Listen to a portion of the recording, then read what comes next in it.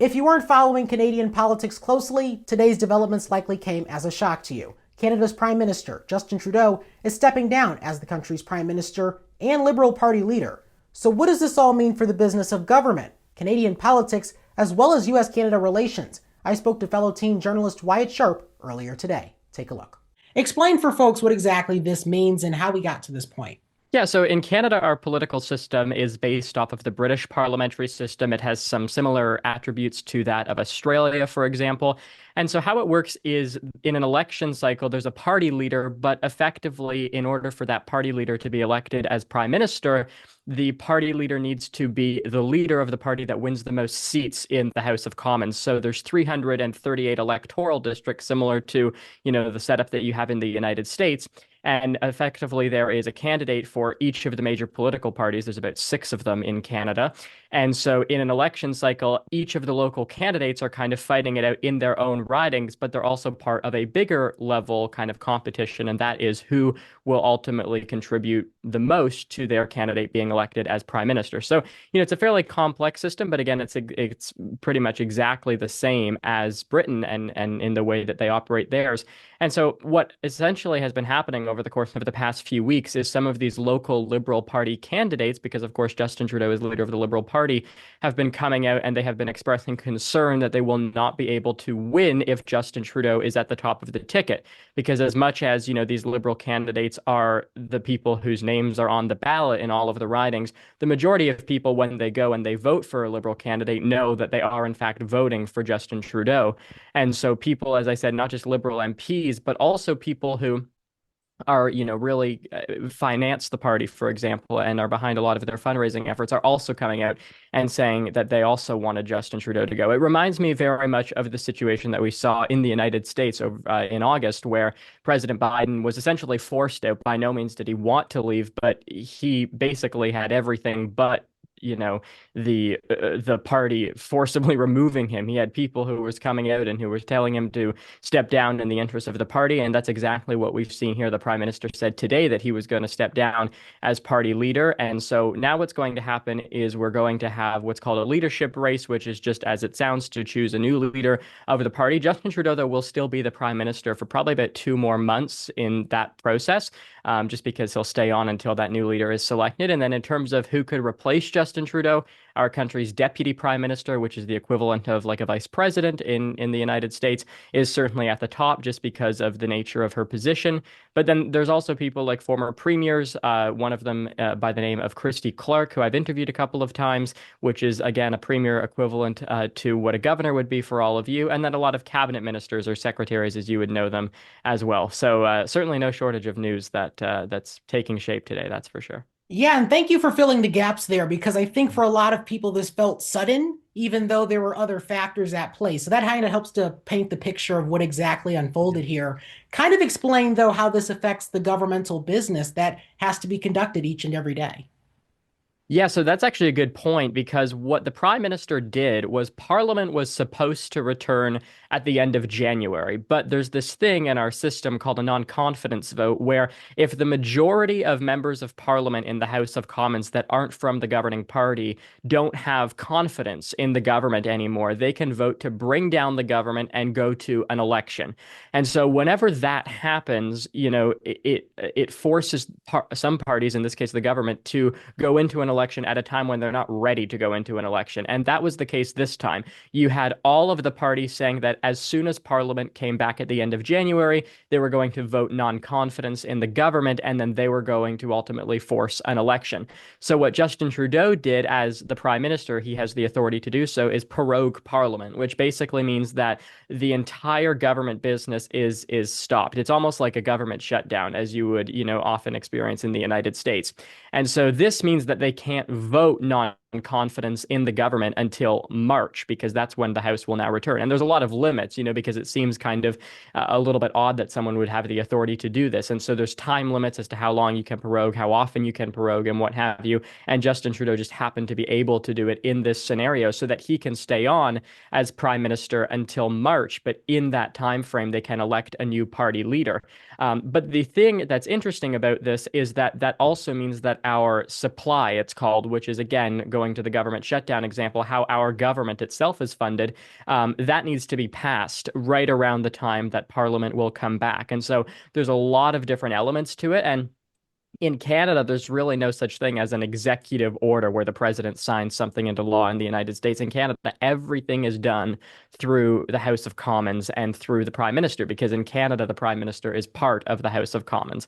And so that means that no piece of legislation, no laws, no bills, no orders, none of it will be able to be passed until Parliament comes back. So at this point, it's safe to say that there's nothing big that's going to be happening from a legislative standpoint, a policy standpoint in Canada for the next few months. How are the Conservatives in Canada responding to this situation? Because obviously, this is a vulnerable point for the Liberal Party.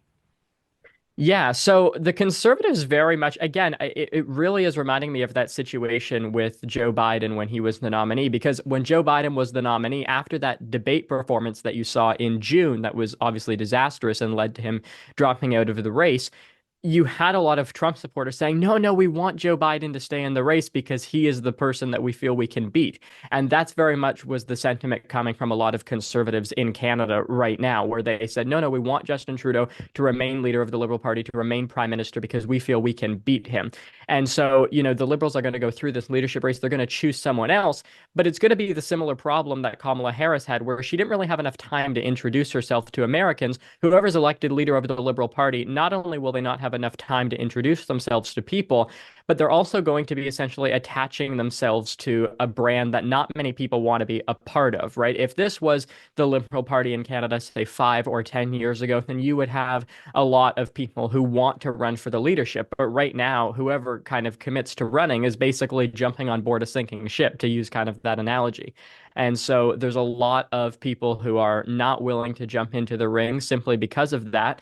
And so the Conservatives themselves still, I mean, right now there's 338 electoral districts in the House of Commons, as I said in the beginning. And right now the Conservatives are projected to win about 210 of them or so. So kind of like a Keir Starmer style UK victory that you saw for his Liberals. It'll be very similar, likely, to what we'll see for Pierre Poilievre and the Conservatives here. Yeah, and obviously this situation is one that we're kind of seeing play out, like you said, similar to how we saw in the US, where there's just not enough runway to put someone up who can actually win that election. And so kind of put into perspective what the next few months could look like. I know it's hard to look out that far, but what could this shape out to be in the next few months?